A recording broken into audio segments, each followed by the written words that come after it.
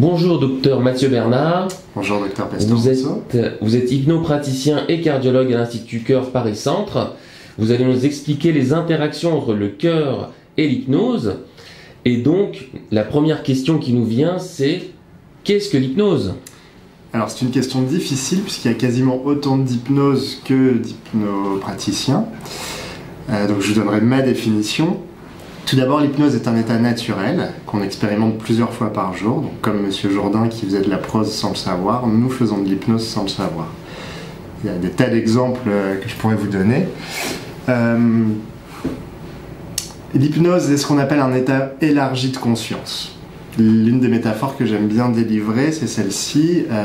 On imagine que le cerveau conscient, c'est une calculatrice de collège, et le cerveau inconscient, lui, c'est un super ordinateur de la NASA.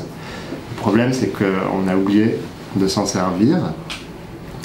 Et l'autre métaphore que j'aime bien, c'est celle-ci. Le cerveau conscient, encore une fois, c'est un cornac. Le cornac, c'est la personne qui dirige un éléphant. Et l'inconscient, c'est un éléphant d'Asie de 3,5 tonnes. Donc quand l'éléphant d'Asie est calme, le cornac et ses 80 kg peuvent manager l'éléphant. Mais quand l'éléphant s'emballe, ça devient compliqué. Pour faire la différence entre cerveau conscient et inconscient, Erickson, qui a redonné ses lettres de noblesse à l'hypnose, disait que l'inconscient, c'est tout ce qui n'est pas conscient. Et à mon sens, dans ma définition, l'inconscient va gérer toute la physiologie du corps humain. C'est le cerveau qui gère la pression artérielle, la fréquence cardiaque, la digestion, le fonctionnement hépatique. Et l'hypnose, en fait, permet d'aller à la rencontre de cet inconscient. Et quand quelque chose dysfonctionne en lien avec cet inconscient, on va simplement se réconcilier avec lui, lui parler, lui expliquer et faire en sorte de changer les choses. Et en cela, l'hypnose est l'outil du changement par excellence. Alors, docteur Bernard, l'hypnose, comment ça marche ? Il y a plusieurs types d'hypnose. Il y a ce qu'on appelle de l'auto-hypnose, c'est-à-dire que chacun a les capacités de se mettre dans un état d'hypnose, ça s'apprend simplement. Et puis il y a l'hypnose qui est induite par un hypnothérapeute. Et au sein de cette hypnose induite, on peut avoir différentes profondeurs de ce que l'on appelle la transe hypnotique. On peut être en état d'hypnose en transe légère, c'est-à-dire qu'on a les yeux ouverts par exemple, qu'on voit tout ce qui se passe, qu'on entend tout ce qui se passe.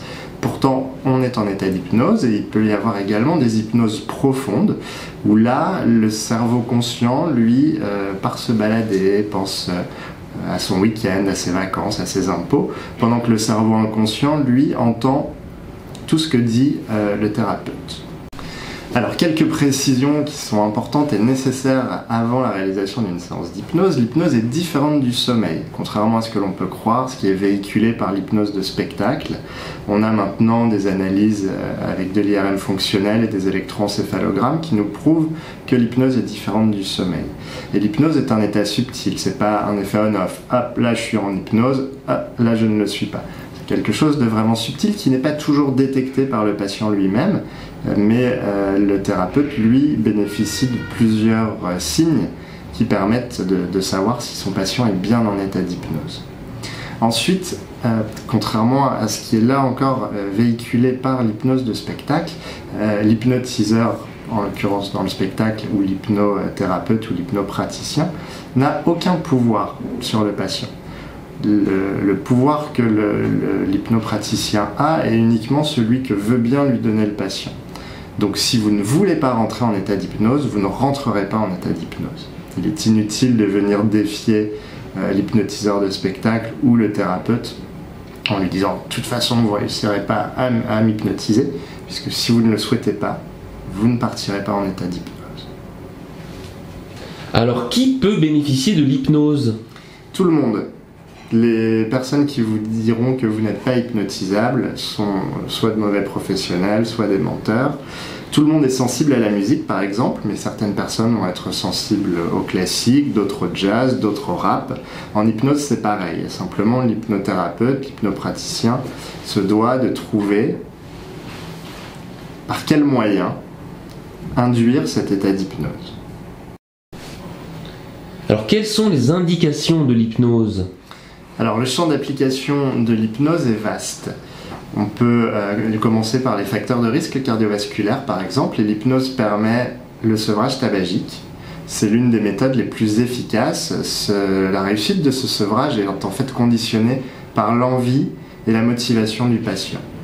Ensuite, on peut également réaliser des amincissements en hypnose et on peut également travailler sur les troubles du comportement alimentaire. Après, l'hypnose permet aussi de régler les troubles du sommeil, de régler des problèmes de confiance en soi, de timidité, des problèmes de phobie, des problèmes d'allergie et de réparer les traumatismes rencontrés dans la vie, que ce soit un harcèlement au travail, que ce soit une agression.